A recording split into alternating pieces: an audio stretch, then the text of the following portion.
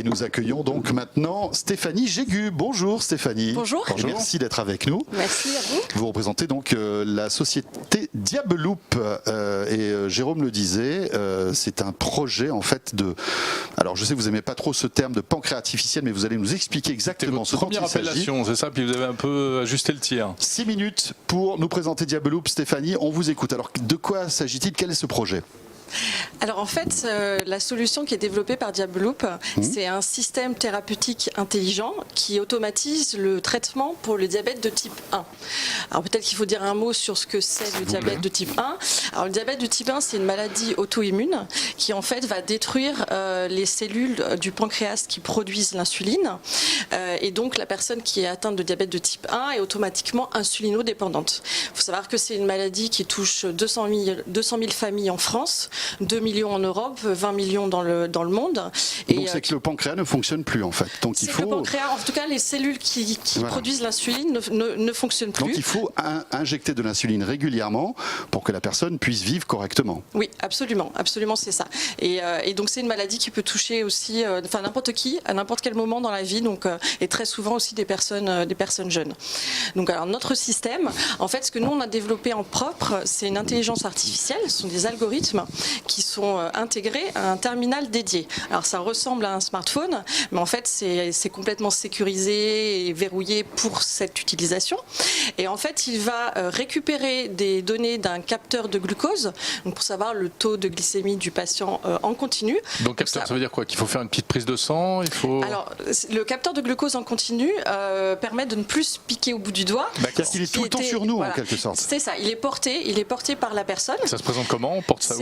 C'est quelques millimètres, quelques centimètres, un petit capteur qui en fait est patché. Donc il y a un petit patch et il y a un petit filament sous la peau qui va en fait tremper dans le liquide interstitiel et donc remonter toutes ces informations. Et il se situe où sur le corps? Alors, ce petit capteur, on peut mettre n'importe où? Il peut se porter sur le bras ou sur le ventre. Après il y a des réglementations, des indications thérapeutiques pour les zones de port. Étant donné qu'il analyse tout le temps en fait le taux d'insuline qu'on a dans le sang, de glycémie, pardon, voilà, excusez-moi, c'est vrai que c'est très complexe et j'ai vraiment pas la prétention de m'y connaître. Donc il va envoyer cette information à ce boîtier qui est aussi sur nous. Non, le boîtier c'est un terminal qui est dédié, mais c'est un terminal extérieur, donc ça ressemble à un téléphone. Mais il faut qu'on le porte sur nous. Il faut l'avoir à proximité, c'est-à-dire qu'en fait c'est connecté en Bluetooth exactement. Donc du coup il faut l'avoir à quelques mètres maximum de distance. Il vaut mieux pas s'en séparer, ou en tout cas pour que le système fonctionne en permanence. Et donc en fait les données récupérées à l'aide de ces données et de paramètres personnalisés, l'algorithme va calculer en fait en continu les doses optimales d'insuline et donner l'ordre à une pompe qui est également portée par le patient de délivrer ces doses d'insuline optimales. Alors il y a déjà un certain nombre de solutions de ce genre qui existent sur le marché. Oui, la pompe à insuline, c'est quelque chose que ces gens-là ont en fait. Qu'est-ce que vous apportez de plus? Alors, la pompe à insuline, effectivement, ça existe. C'est à peu près, il y a un taux de pénétration d'à peu près 30%, je crois, en France. Les capteurs, ça existe aussi. Ce que va apporter notre solution, en fait, c'est l'automatisation, puisqu'il faut savoir que quand on est diabétique de type 1, on doit prendre à peu près 30 décisions thérapeutiques par jour. 30 calculs par rapport à notre taux de glycémie, par rapport à l'activité qu'on va faire, par rapport à ce qu'on va manger. Et donc en fait ce que nous on apporte, c'est très important, il faut indiquer ce qu'on mange.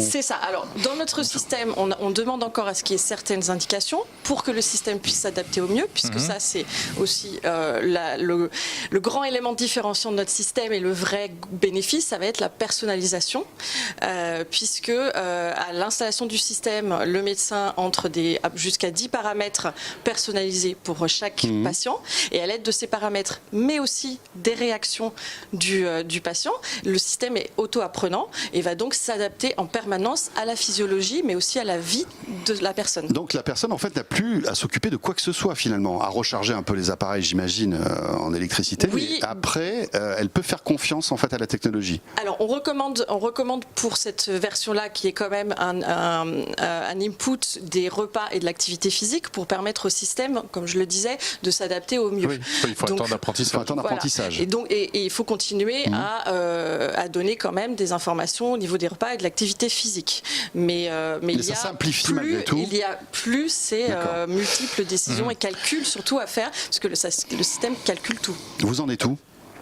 Alors où on en est? Quand est-ce que c'est déjà sorti? C'est déjà disponible ou pas? Alors c'est un projet qui existe depuis 2011. La société elle existe depuis 2015 pour soutenir sa commercialisation. Et là on est en fin d'essai clinique. On en a fait plusieurs. 150 personnes ont ces dernières années participé à ces essais cliniques. Et on est en cours de marquage CE. Donc en fait on espère avoir prochainement l'autorisation réglementaire de mise sur le marché. Et une commercialisation quand? Pour une commercialisation au plus tôt après cette autorisation. Donc on espère d'ici la fin de l'année, début 2019. Mais après ce sera en libre accès ou alors il faudra quand même passer par le circuit médical, c'est un médecin qui le prescrira, etc. Alors c'est un dispositif médical. D'accord.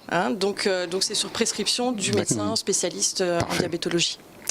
Très bien. Eh ben, écoutez, on vous souhaite plein de bonnes choses pour Diabeloop qui va, pourquoi ce nom espérons-le, faciliter la vie des gens. Pourquoi ce nom en 10 secondes? Pourquoi ce nom en 10 secondes? Loop, en anglais, c'est la boucle. Et nous, c'est un système en boucle fermée. Et diab comme diabète. J'imagine. Comme diabète, et voilà. Absolument. Merci beaucoup Stéphanie. Merci à vous. Les 6 minutes sont passées, les voilà. Merci beaucoup. Merci.